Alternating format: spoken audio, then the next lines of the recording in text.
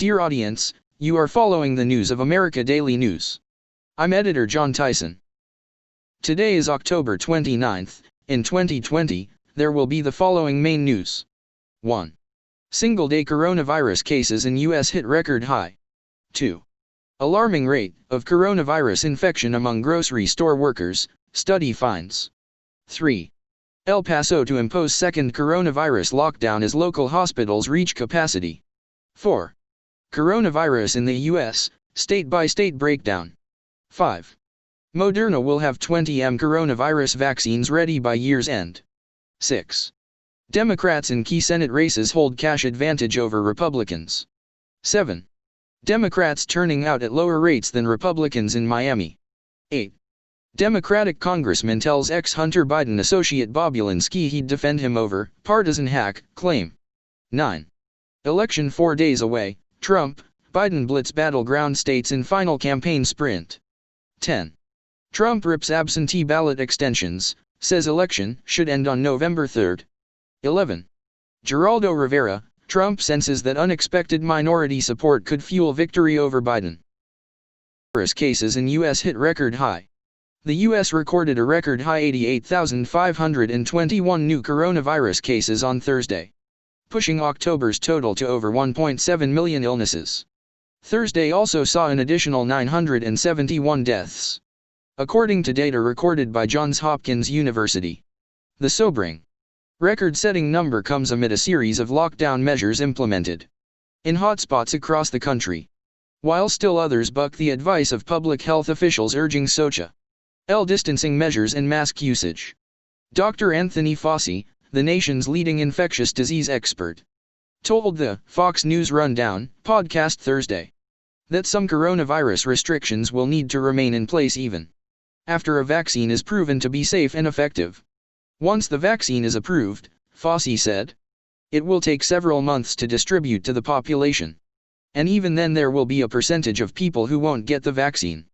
As that process evolves, you cannot abandon public health measures, because the vaccine is not going to be perfect. And not everybody is going to take it, he said. And while the Midwest has been targeted as a hotbed of coronavirus surges, plenty of states along the East Coast are experiencing spikes in hospitalizations and new cases. Maine on Thursday set a single-day record of new cases, while Maryland and New Jersey reported hospitalization numbers not seen since the summer. We're reporting 1,663 new positive cases, pushing our cumulative total to 231,331. New Jersey Governor Phil Murphy posted on Twitter. These numbers are sobering. We are still in the midst of a pandemic and need everyone to take this seriously. Wear a mask. Social distance. Wash your hands.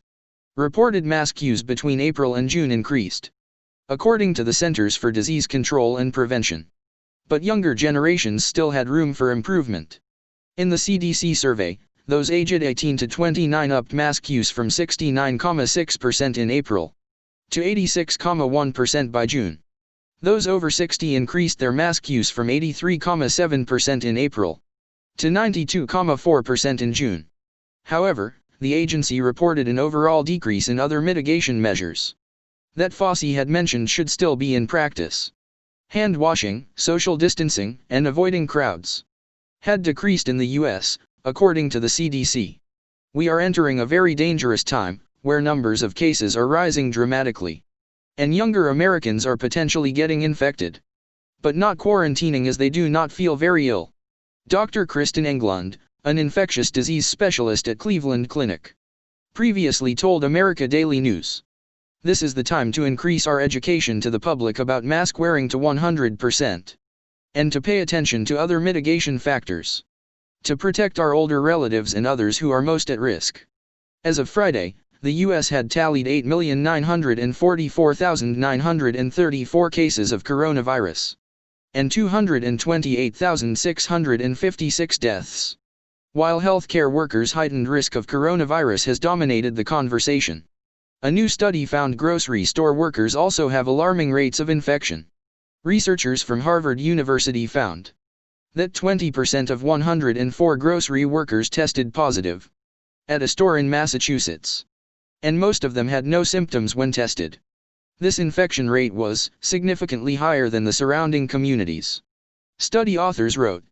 Findings were published in Occupational and Environmental Medicine.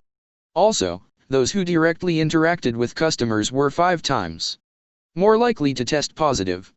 We did the study because a lot of emphasis during the initial months of COVID were put on healthcare workers, but not other essential workers.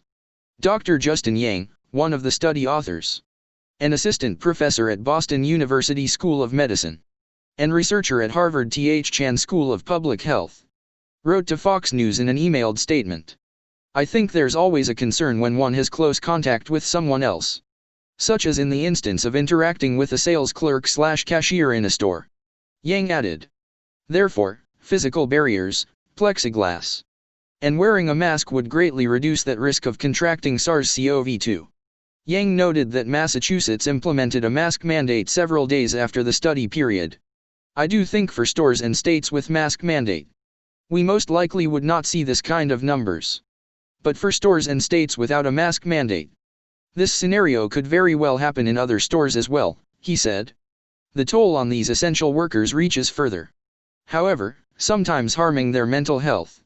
Researchers said workers who weren't able to consistently social distance while on the job had a higher risk for anxiety or depression. Those who commuted to work on foot, bike or private cars were less likely to be depressed, as opposed to workers commuting on public transportation or shared rides. Our significant mental health finding calls for action in providing comprehensive employee assistance services to help essential workers cope with the psychological distress during the COVID-19 pandemic, researchers wrote. Study authors also said their findings reinforce observations from a study out of China, which found a 9.2% infection rate among supermarket workers. The authors said their findings supports the policy recommendations that employers and government officials should take actions on implementing preventive strategies and administrative arrangements, such as methods to reduce interpersonal contact, repeat and routine SARS-CoV-2 employee testing, to ensure the health and safety of essential workers. El Paso County Judge Ricardo Samaniego said Thursday. He is ordering a 2-week shutdown of all non-essential services for 2 weeks to curb the spread of COVID-19. Our hospitals are at capacity. Our medical professionals are overwhelmed. If we don't respond, we will see unprecedented levels of deaths, Samaniego said at a news briefing. Essential businesses, including grocery stores, schools, child care centers, pharmacies, and health care facilities, will remain open, he said. He said the order takes effect at midnight. He said voting will also be considered an essential activity. I call on every single El Pasoan to stay home unless you are working in an essential job or accessing essential services, including exercising your right to vote, Samaniego said. The number of COVID-19 cases and hospitalizations have been gradually climbing in El Paso County. There are currently 14,359 active cases of the virus in the county, Samaniego said. The judge had previously ordered a 10 p.m. curfew for residents in an attempt to slow the spread of the virus. Local hospitals announced earlier this week that they planned to airlift some non-COVID patients to hospitals in other cities to make room. The new stay-at-home order, though, marks one of the most aggressive actions taken by the county to date in response to the virus, Samaniego acknowledged. The announcement comes about 3 weeks after Governor Greg Abbott issued an executive order allowing bars in some counties to reopen at 50% capacity. I'm also very cognizant and respectful of the governor's orders.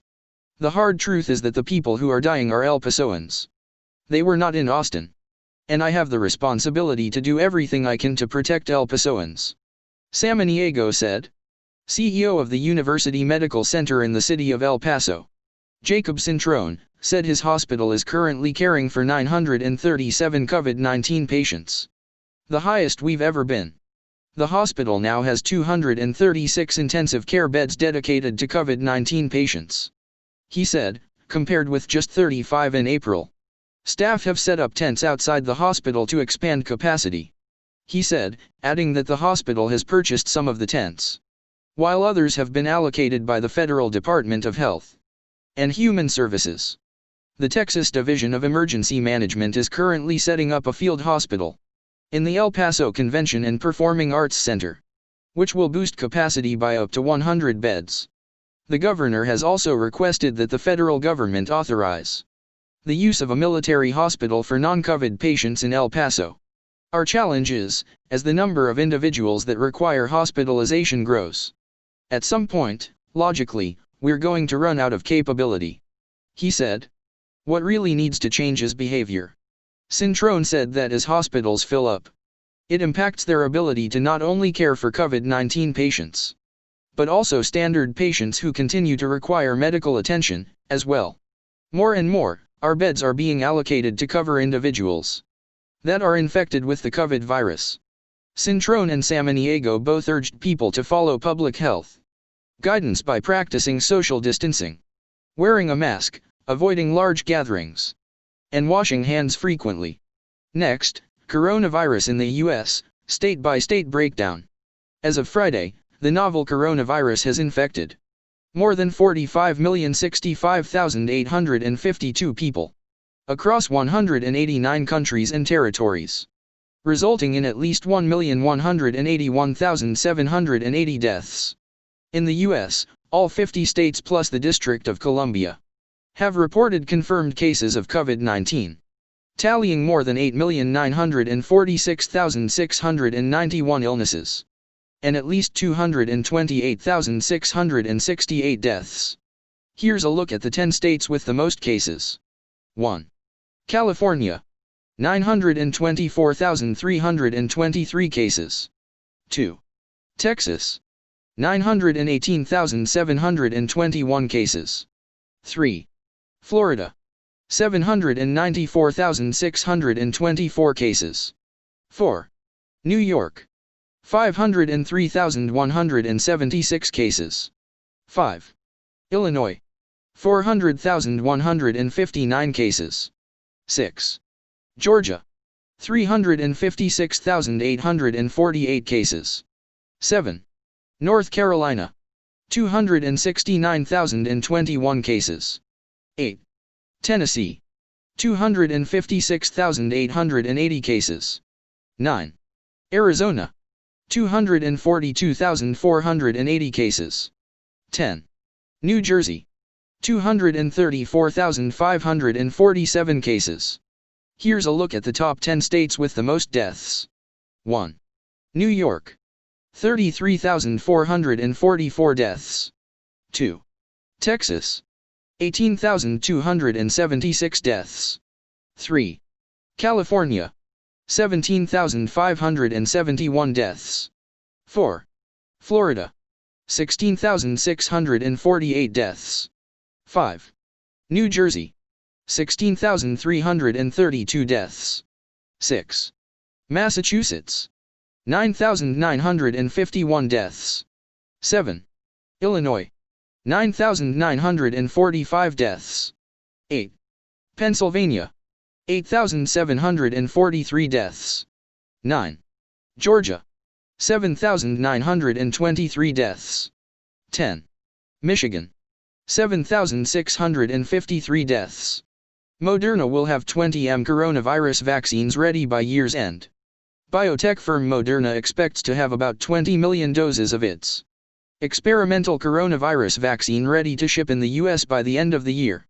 The Massachusetts-based drug developer will be prepared to distribute the vaccine, dubbed mRNA-1273, around the country if its late-stage clinical study proves that it works and the feds approve it, according to company officials.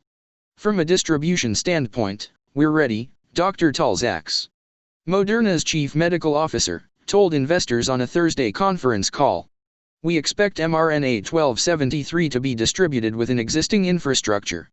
There's nothing new required that hasn't already been used for years with many other vaccines. Moderna said it's actively preparing for the launch of its vaccine, which is one of 4 going through phase 3 clinical trials in the U.S. The company has enrolled 30,000 people in the study, and has said it could have enough data to seek emergency approval for the shot by the end of November. In its third-quarter earnings report, Moderna said it's received more than $1.1 billion in deposits for the vaccine from governments around the world, including $600 million from the U.S. which has an agreement to acquire up to 500 million doses. The company expects to make good on those commitments by supplying somewhere between 500 million and 1 billion doses of the shot in 2021, according to Chief Financial Officer David Meline. But that all depends on whether the Phase 3 trial of the vaccine is successful, and whether the Food and Drug Administration ultimately approves the shot. Moderna plans to conduct its first analysis of the vaccine's efficacy when 53 participants in the study develop symptomatic cases of Covid-19, which could clear the way for the company to seek an emergency use authorization from the feds. I believe that if we launch our Covid-19 vaccine, 2021 could be the most important inflection year in Moderna's history, CEO Stefan Bancel said in a statement. Democrats in key Senate races hold cash advantage over Republicans. Democratic candidates in key Senate races hold a cash advantage over their Republican opponents in an increasingly competitive battle for control of the upper chamber. In 13 Senate races that have been rated as competitive by the nonpartisan Cook Political Report, Democratic candidates had topped fundraising by their GOP rivals as of Wednesday. If Democrats take back the Senate, the fundraising advantage challengers built early on, largely enabled by grassroots small-dollar donors, will also play a large part in that victory. Jessica Taylor of the Cook Political Report wrote in a final pre-election analysis. ActBlue, a nonprofit technology company that was founded in 2004, to channel small-dollar donations to Democratic candidates and liberal groups, processed about $1.5 billion in contributions from the beginning of July through the end of September. That's about the same amount it processed for the entirety of the 2018 election cycle. It also far exceeded the $623.5 million raised by its Republican equivalent, WinRed, during the same period. I think Democrats with ActBlue are way ahead, Senator Ron Johnson, who is up for re-election in 2022, told The Hill. Hats off to them, they did a really good job. We're just behind. According to data from the Federal Election Commission, Democrats have outraised Republicans in 13 of 15 competitive Senate races. Arkansas, Alabama, Arizona, Colorado, Georgia, Iowa, Kansas, Kentucky, Maine, Michigan, Montana, North Carolina, and South Carolina. In South Carolina, for instance, Democrat Jamie Harrison has raised a staggering $107 million, compared with Republican incumbent Sen. Lindsey Graham, who's brought in about $72 million. The two exceptions are Texas and Georgia. Republicans are fighting to hold a slim 53-47 majority in the Senate as Democrats target several GOP-held seats they believe are competitive. In order to take back the Senate, Democrats would need to pick up 3 additional seats and win the White House. Although Republicans are hoping to win back the Alabama seat held by Democratic incumbent Sen. Doug Jones, who is considered to be one of the most vulnerable senators, Democrats are going after GOP senators in a growing number of states, including Maine, Colorado, Georgia, Iowa, Montana, North Carolina, and South Carolina. Still, the fundraising strength does not necessarily indicate a blowout victory for Democrats on Tuesday, even in races where Democrats stand little chance of winning. Like in Kentucky, where former Marine fighter pilot Amy McGrath is challenging Senate Majority Leader Mitch McConnell. They have raked in more cash than their competitors. Between July 1 and September 30, McGrath brought in nearly $36.9 million, while McConnell raised about $15.6 million. A forecast from 538 gives McGrath just a 5% chance of winning. Some Democrats have pushed to make radical changes that have the potential to reshape the country should they win control of the White House and both chambers of Congress, including eliminating the Senate filibuster, granting statehood to Puerto Rico and Washington, D.C., and expanding the Supreme Court. As far as the filibuster, I'm not busting my chops to become majority leader to do very little or nothing, Senate Minority Leader Chuck Schumer, DNY, said during a recent interview with MSNBC. We are going to get a whole lot done. Everything is on the table. Democrats turning out at lower rates than Republicans in Miami. Democrats are turning out at lower rates than Republicans in Florida's largest county, Miami-Dade, after Democratic nominee Joe Biden's campaign pared down field operations because of the coronavirus pandemic. Campaign operatives told Politico that door-to-door efforts to persuade voters to jump on the Biden bandwagon were at a standstill and without funding, despite record-breaking fundraising hauls by the campaign. For months leading up to the final stretch before Election Day, we did not get the kind of funding for different vendors who would do that type of work until late in the campaign. Representative Frederica Wilson, who represents Miami's heavily black congressional district, told Politico. In Miami-Dade, 152,964 registered Republicans cast early ballots, leading Democratic voters, 146,371 of whom turned out early to the polls, according to state data on Friday. Meanwhile, Democrats who mailed in their ballots in the county nearly doubled that of Republicans, 208,803 to 116,040. Of particular importance to Biden's success are votes from young people and Black and Hispanic Americans. Miami-Dade has a high concentration of Cuban Americans, another crucial voting bloc that Biden needs to clinch to make up for the lag in voter canvassing efforts in the region. Biden's running mate, California Sen. Kamala Harris, is hosting an event this weekend to rally young Black men to vote, while the NAACP is getting involved in Black churches, which are planning Souls to the Polls events on Sunday. According to Politico, Florida, the nation's largest swing state, is considered a must-win for either candidate hoping to sail to victory on November 3. Biden and President Trump held dueling rallies Thursday to drum up support days before the election, with Trump hosting a Make America Great Again rally in Hillsborough County in Tampa, while Biden appealed to voters in deep blue Broward County, which boasts 310,000 mostly Democratic Black voters. Although Black voter turnout is up statewide, pockets of the state have seen lower turnout from Black Democrats than their Republican counterparts. In Broward County, 45% of Black voters had cast their ballot as of Wednesday, compared with 57% of Black voters who voted early or by mail in 2016. According to a Hawkfish analysis for the Miami Herald, we're seeing some gaps in young Black voter turnout. Adrienne Shropshire, executive director of Black PAC, told the Herald. The top 5 counties with the largest number of Black voters have some underperformance.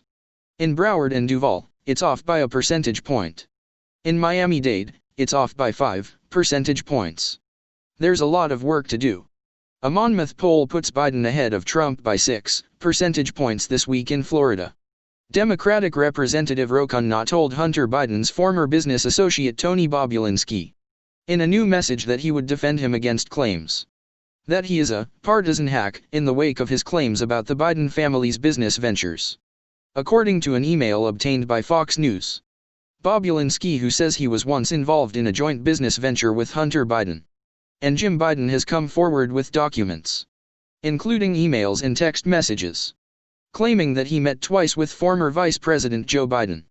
Those claims conflict with the Democratic nominee's statements that he has had no involvement with, or discussions about, his family's overseas business ventures. Critics have slammed Bobulinski for going public with the accusations and documents, with some accusing him of being a partisan of trying to take down Biden. But the businessman has maintained that the American people should be demanding that this is investigated. Donor records show that Bobulinski has contributed money to Democrats, including multiple times to Khanna, a California lawmaker, since 2013. Fox News obtained an email from Khanna on Friday, October 30, to Bobulinski, offering him well wishes and support, while saying he isn't commenting specifically on his claims. A spokeswoman for Khanna confirmed the email to Bobulinski from the congressman is authentic. Tony, hope you are doing okay. I did give an on-the-record statement to the New York Times that I know you. You have always acted honorably with me, and you and other family members supported me. Khanna wrote. I have told any media outlets that have asked the same thing. Khanna wrote that he has refused to comment on the details of your allegations, because I don't have personal knowledge about that, but have said I respect your service to our country, and that you have never been a partisan hack in our interactions, and have talked about putting country over party. I also have made it clear that I do not think you are a Russian agent. Khanna wrote. I will continue to make that statement to any media that asks. Bobulinski, during an interview with Fox News' Tucker Carlson on Tuesday night, said he wouldn't have gone public about it if comments by House Intelligence Committee Chairman Adam Schiff that his claims were part of a Russian disinformation campaign were retracted. He then decided to go public to the FBI, Department of Justice, Congress and the media to tell his story. Kunna, in the email, added that he is grateful for Bobulinski's past support. We had a strict policy on the campaign never to accept contributions that were not from us citizens or green card holders, and that were not made by people in their own name. Kunna wrote. We required explicit verification of that for every contribution made on our website, and have that clear documentation. He added. We took that very seriously, and I made it clear that there could be zero compromise on that policy. It is a crime for a donor to reimburse someone else to give. And I know for a fact that is not something we ever accepted by anyone. I remain appreciative for your past support, and you're requesting your family members to support. Kunna wrote. After the heat of the election, if you want to, I am happy to chat. He added, on a personal level, I wish you and your family the best. The email was signed, Best, Ro. Fox News reached out to the number referenced on the text message. The person at that number confirmed that Kunna sent the text message. In the Tuesday interview on Tucker Carlson Tonight, Bobulinski detailed his alleged meetings with the former vice president, one of which took place on May 2, 2017. According to text messages first reported by Fox News last week, those messages indicated that the meeting did, in fact, take place. Bobulinski claimed Tuesday that it was Hunter Biden and Jim Biden, the brother of the former vice president, who had pushed the meeting. They were sort of whining and dining me, and presenting the strength of the Biden family to get me engaged, he said. The Biden campaign declined to comment on the meeting Biden allegedly had with Bobulinski. Biden himself has not yet directly addressed the claims Bobulinski made on Tucker Carlson Tonight. In 2019, Biden told reporters, I have never discussed with my son or my brother or anyone else anything having to do with their businesses. Period. But Bobulinski in his interview Tuesday described at length how Joe Biden arrived for a Milken conference, partly held at the Beverly Hilton Hotel, and how he was introduced by Jim and Hunter Biden to the former vice president. Speaking with Carlson, Bobulinski also claimed Biden's denials of knowledge in his son's foreign dealings during the presidential debate was a blatant lie. I didn't request to meet with Joe Biden, he said. They requested that I meet with Joe Biden. They were putting their entire family legacy on the line. They knew exactly what they were doing. He asked why the former vice president would want to meet him. Why on 10:38 on the night of May 2 would Joe Biden take time out of his schedule to take time with me behind a column so people could not see us, to have a discussion with his family and my family and business at a very high level, he said. The meeting on May 2, 2017 would have taken place 11 days before a May 13, 2017 email obtained by America Daily News, which included a discussion of remuneration packages for 6 people in a business deal with a Chinese energy firm. The email appeared to identify Hunter Biden as chair/vice chair depending on agreement with CEFC, in an apparent reference to now bankrupt CEFC China Energy Co. The email includes a note that Hunter Biden has some office expectations he will elaborate. A proposed equity split references 24H and 10 held by H for the big guy, with no further details. Bobulinski has repeatedly said the big guy was Joe Biden. Biden has repeatedly denied being involved with his son's business dealings. Bobulinski, meanwhile, said he was told by CEFC that it was a $10 million deal that would see a $5 million loan to the Biden family, and $5 million was their contribution to capitalize Sinohawk Holdings. The allegations have been denied by Joe Biden and his campaign. I have not taken a penny from any foreign source ever in my life, Joe Biden said at a presidential debate last week. We learned this president has a secret bank account with China, does business in China, and in fact is talking about me taking money? I have not taken a single penny from any country whatsoever, ever. Separately, the Biden campaign has said that it released the former vice president's tax documents and returns, which do not reflect any involvement with Chinese investments. Joe Biden has never even considered being involved in business with his family, nor in any overseas business whatsoever. Biden campaign spokesman Andrew Bates told America Daily News. He has never held stock in any such business arrangements, nor has any family member or any other person ever held stock for him. Meanwhile, during the interview, Bobulinski said that the Biden family, in 2017, had shrugged off concerns that Joe Biden's alleged ties to Hunter Biden's business deals could put his future presidential campaign at risk.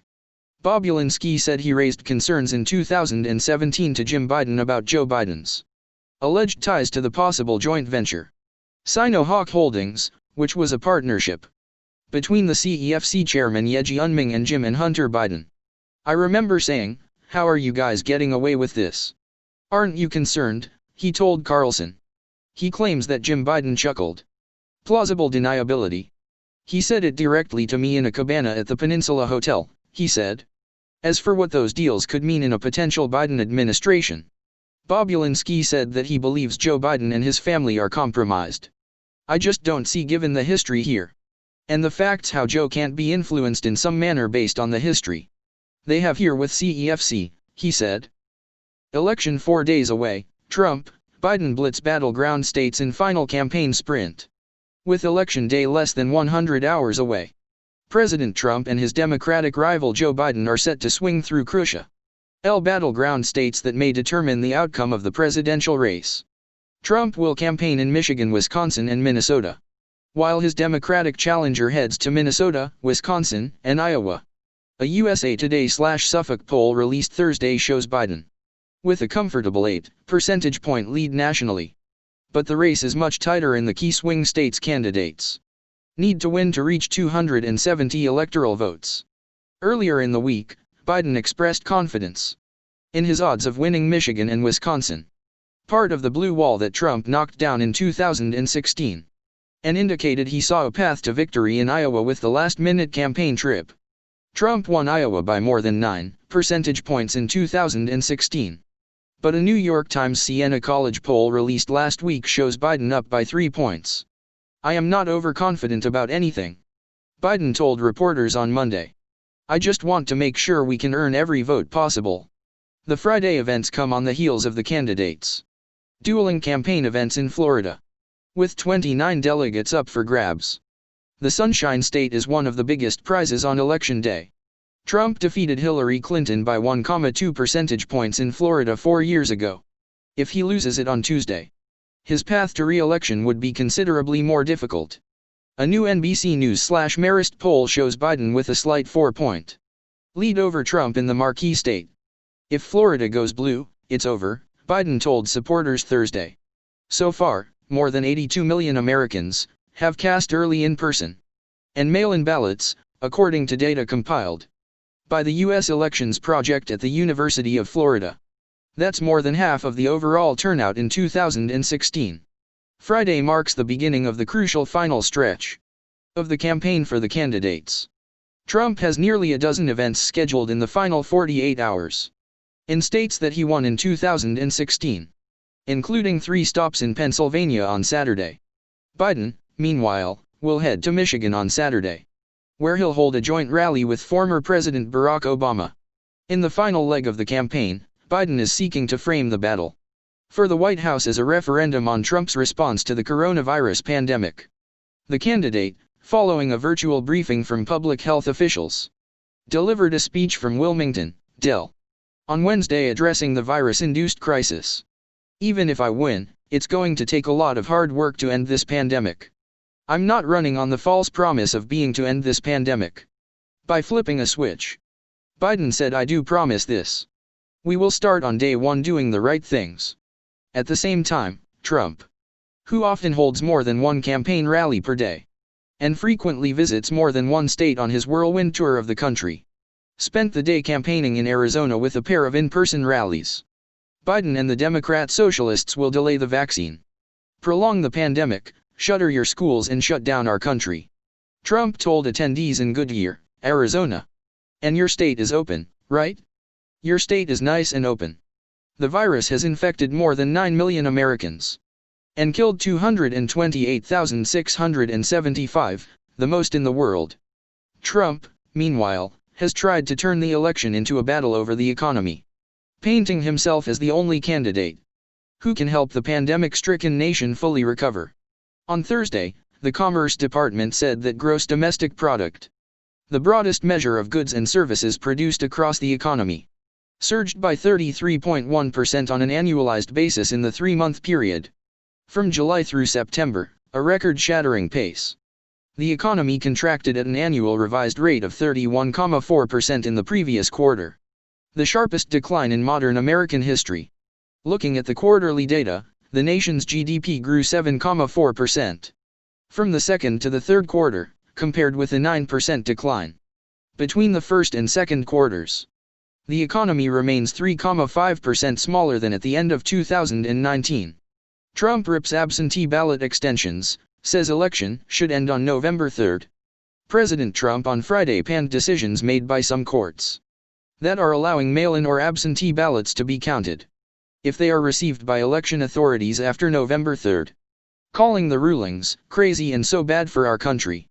The decisions do not allow ballots to be cast after November 3.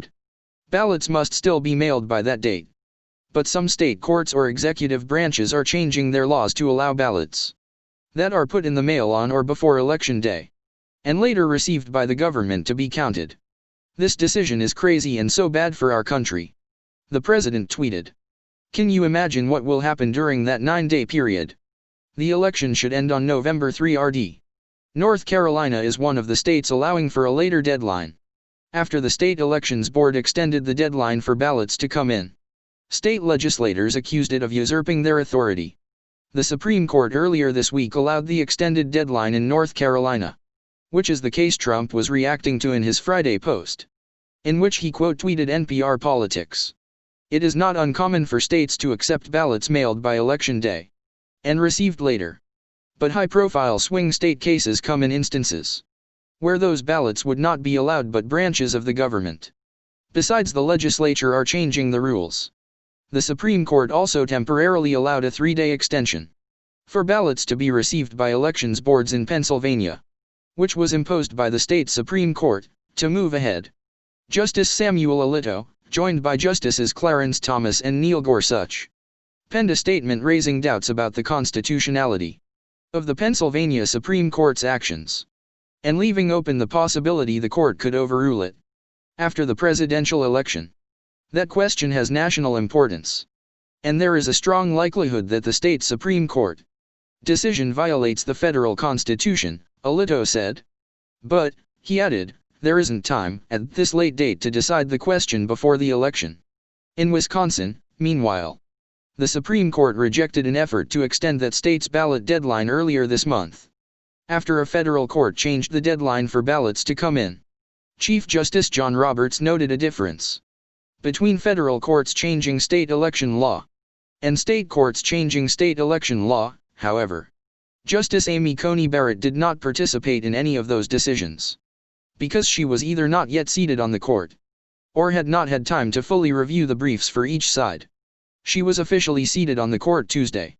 States have moved to rely more on mail and absentee ballots this election due to the coronavirus pandemic.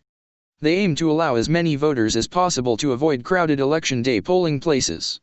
As of Friday morning, more than 82 million voters had cast their ballots, according to data from the United States Elections Project. That far surpasses the about 50 million early votes cast in 2016. But many Republicans have raised concerns about the time-consuming process of counting mail and absentee ballots. They say those ballots are more vulnerable to fraud, which Democrats and many experts have disputed. And they say a delayed vote count would be harmful for the country, as there for days could be an open question as to who the next president will be. There have also been reports of incorrect ballots being mailed, or ballots being sent to dead people or people who have moved. Experts are most concerned about how states that have just adopted expanded mail or absentee ballot systems will handle the logistics of their decisions, particularly on the process of verifying signatures on mail ballots as they are counted. I think there is some question about the states that are doing it for the first time, whether they're going to have procedures in place. Darrell West, the vice president and director of governance studies at the Brookings Institution, told America Daily News in an interview earlier this year. I think one of the big issues this year is going to be the signature verification. I think this is the thing people should be focused on. Because that's where the litigation is going to occur. And where the controversy is going to be. West added, there often are disagreements even among experts in the election process. There's gonna be an issue in that the signatures that are on file might be quite old. And people's signatures change over time. It's going to create a lot of havoc just determining what is a valid signature. Pennsylvania, at least for now, looks to have completely circumvented this issue. Its state Supreme Court ruled that ballots need not be rejected due to a lack of a signature match. Politico reported. Other jurisdictions, like Washington, D.C., which was criticized for mailing ballots to people who had moved or died, say they will lean on signature matching to ensure ballots are sent in by the voter they were intended for. Despite concerns about how long it might take votes to be counted. And the fact there is no rule or law requiring that states count all their votes on election night or even in the days immediately following. Trump has called for a quick decision on the presidential race. Big problems and discrepancies with mail-in ballots all over the USA. Must have final total on November 3 RD. Trump said in a tweet earlier this week. It is unclear when media organizations may be able to call the presidential race at this point.